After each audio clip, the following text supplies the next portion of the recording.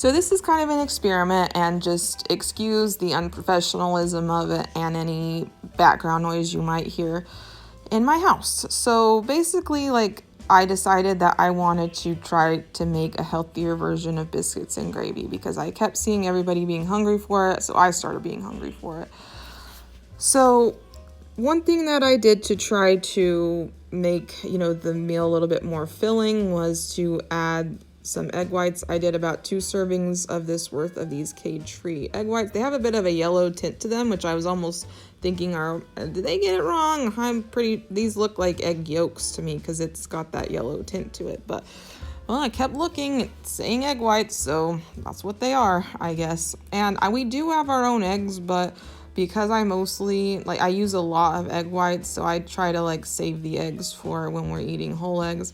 I use these biscuits from Dillon's, so I used a couple of Kroger brands here, and I really like those biscuits because I felt like they were pretty low in fat per biscuit. I think it was less than 4 grams of fat.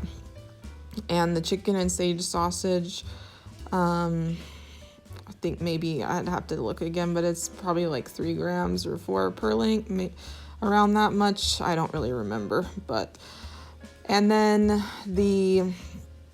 what I did with that is I kind of shredded 1 link of sausage and then added it in here. So then I kind of fried that up. You could use any kind of sausage link you like, but I just happen to have this on hand and I wanted to experiment. Here I'm showing real bacon bits because that's another hack that I use.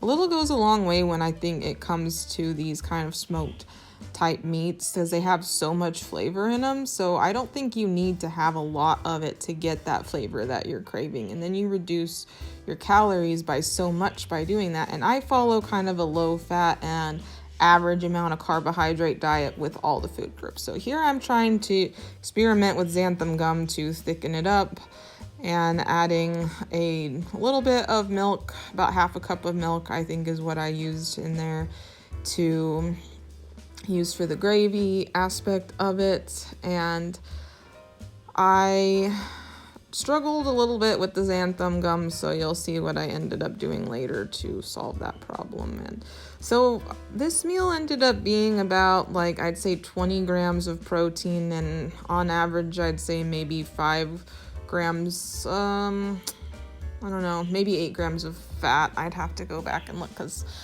I really don't remember at this point.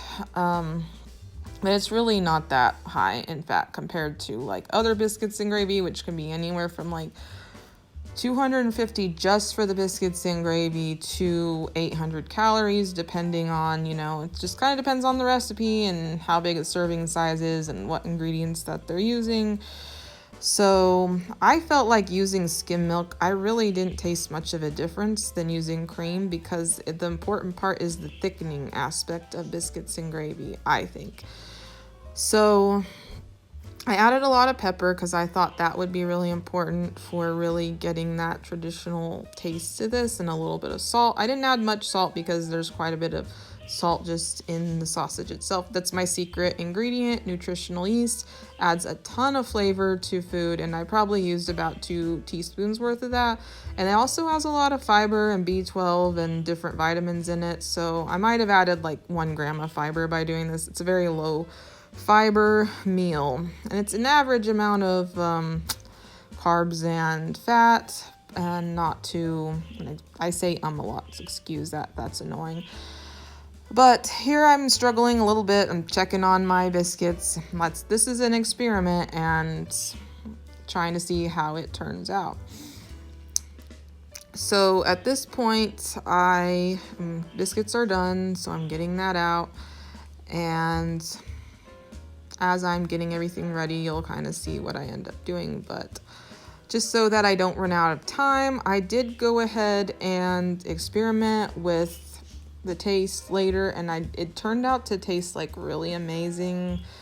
I couldn't tell much of a difference between it and regular sausage and gravy, except for the fact that I used this kind of sausage that has a bit of an apple flavor to it.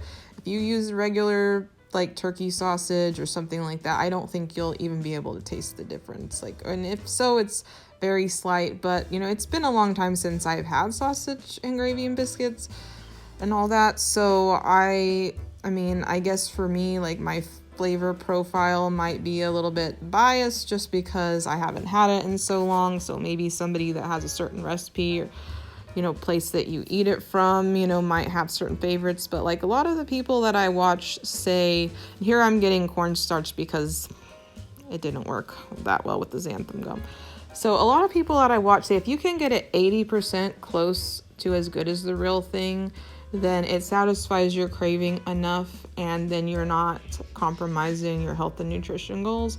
And so when I get hungry for something that's not healthy, I just figure out how to make a healthier version of it. So a lot of what I do is just a lot of experimenting in the kitchen and figuring out what works. So this is almost ready, so I'm gonna kind of just allow this to fade out, I guess. As you'll see, I'm gonna plate it. But make sure that you keep an eye on it once it starts to thicken, that it doesn't burn. Like once it's ready, it's ready. So I'm about to plate it and enjoy it. Highly suggest that you try this. And if you have any other recipes you want me to experiment with, let me know.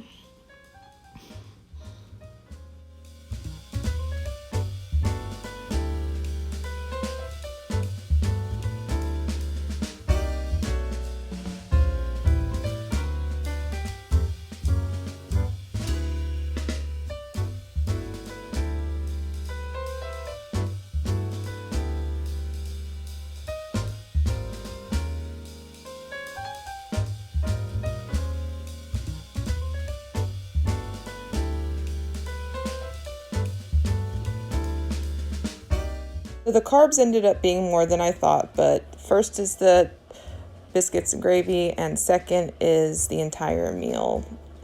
And that's the numbers for you.